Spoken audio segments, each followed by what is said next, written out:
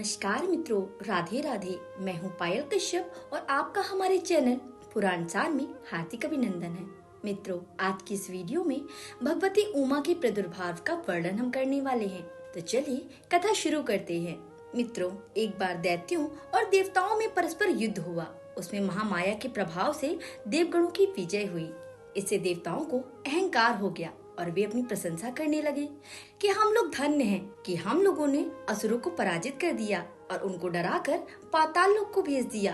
दैत्यों के वंश का नाश करने वाला हमारा बल और तेज अद्भुत है। इस प्रकार सभी देवता आपस में गर्व भरी बातें करने लगे। उसी समय वहाँ एक अद्भुत तेज प्रकट हुआ जिसे पहले कभी नहीं देखा गया था। उस तेज को देखकर देवता आश्चर्यचकित हो उठे। तब देवताओं के अधिपति ने देवताओं को आज्ञा दी कि आप लोग जाइए और ठीक ठीक परीक्षा कीजिए कि यह तेज कैसा है। तब देवेंद्र से प्रेरित पवन देव उस तेज के पास गए। तब उस तेज ने उनको संबोधित करते हुए कहा कि तुम कौन हो। तब उस प्रबल तेज के द्वारा इस प्रकार पूछे जाने पर अभिमान से परिपूर्ण वायु ने कहा, मैं जगत का प्राण वायु हूँ। यह चराचर सारा जगत सबके आधार स्वरूप मुझ में ही ओतप्रोत है। मैं ही संपूर्ण जगत का संचालन करता हूँ। वायुदेव की इस प्रकार अभिमान पूर्ण बातों को सुनकर वह तेज बोलती है, हे वायु, यदि तुम चलाने में समर्थ हो तो इस रखे हुए पत्ती को तुम अपनी स्वेच्छा से चला दो। तब वायु ने सभी उपायों से उस पत्ती को चलाने का प्रयत्न किया, किंतु जब वह पत्ती अपने स्थान से विचलित नहीं हुई तब वे वायुदेव लज्जित हो उठे। इसके बाद चुप होकर वायु इंद्र की सभा में गए और उन्होंने सारा समाचार इंद्र आदि देवताओं को बताया।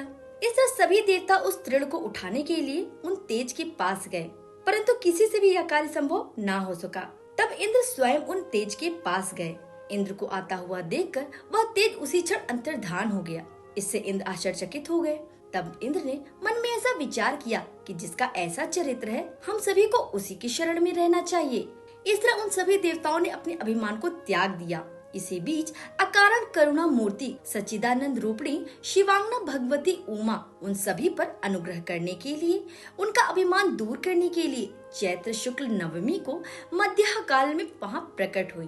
तेज के मध्य में विराजमान अपनी प्रभा से दसों दिशाओं को प्रकाशित करती हुई मैं ही ब्रह्मा हूँ, ऐसा सभी देवताओं को स्पष्ट रूप से बतलाती हैं। मेरे सामने न ब्रह्मा, न विष्णु, न ही महेश्वर, कोई भी व्यक्ति गर्व करने में समर्थ नहीं है।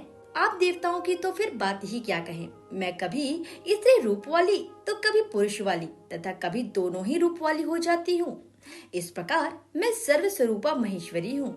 सृष्टिकर्ता ब्रह्मा भी मैं ही हूँ, जगत का पालन करने वाला विष्णु भी मैं ही हूँ, संहार करने वाला शिव भी मैं ही हूँ एवं जगत को मोहने वाली महामाया भी मैं ही हूँ। कालिका, कमला, सरस्वती आदि समस्त शक्तियाँ मेरे ही अंश से उत्पन्न हुई हैं और ये सब मेरी कलाएं हैं। मेरे ही प्रभाव से तुम लोगों ने दैत्यों पर विजय प्राप्त की है। उस मुझ शक्ति को न जानकर तुम लोग व्यर्थ ही अपने को सर्वेश्वर समझते हो। मैं सर्वथा स्वतंत्र हूँ, इसीलिए अपनी लीला से कभी देवगणों की तो कभी दैत्यों की भली भांति विजय कराती हूँ। हे देवताओं, इस प्रकार मुझे जानकर और अपने अपने गर्व का परित्याग करके भक्ति से युक्त होकर मुझ सनातनी प्रकृति की आराधना करो। देवी के ऐसी दया युक्त वचन को सुनकर भक्ति से सिर झुकाए हुए देवता लोग परमेश्वरी की स्तुति करने लगे। हे जगदीश्वरी, क्षमा कीजिए, अब हम लोगों को ऐसा गर्व कभी नहीं होगा। उसी समय वे देवता अभिमान छोड़कर एकाग्रचित होकर पूर्व की भांति विधि पूर्वक पार्वती जी की आराधना करने लगे। इस प्रकार हे मित्रों, मैंने आप लोगों से माता उमा के प्रादुर्भाव का वर्णन कर दिया, जिसको सुनने मात्र से सभी व्यक्ति को परम पद प्राप्त होता है और उसके सभी पाप नष्ट होते हैं। इसलिए चाहे शिवरात्रि हो या फिर हरितालिका तीज हो या फिर नवरात्रि हो, इन विशेष दिनों पर इस कथा को जरूर सुनना चाहिए। तो मित्रों, या तो थी शिव पुराण में वर्णित एक छोटी सी कथा। उम्मीद करती हूँ कि आपको यह वीडियो पसंद आई होगी। अगर वीडियो पसंद आए तो लाइक जरूर कीजिए। चैनल पर पहली बार आए हैं तो सब्सक्राइब जरूर कीजिए। मिलते हैं और भी इसी तरीके की वीडियोस के साथ। नमस्कार, राधे राधे।